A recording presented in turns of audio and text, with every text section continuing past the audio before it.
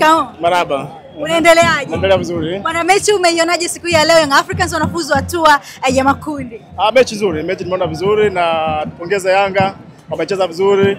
Timu nzima, benchi la fundi, uongozi wote kwa kazi iliyofanya na washabiki wamejitokeza kwa wingi, na sisi kama viongozi tunataka mambo kama haya yafanyike katika mkoa wetu. Maana yake timu zetu zifuzu. Jana nimeanza Azam, leo Yanga, na mimi na kesho Simba tafuzu. Unajisikiaje wewe kama mkoa? Nasikia raha katika kama mkoa wa Dar es Salaam kuingiza timu zote tatu katika kwenda kwenye makundi.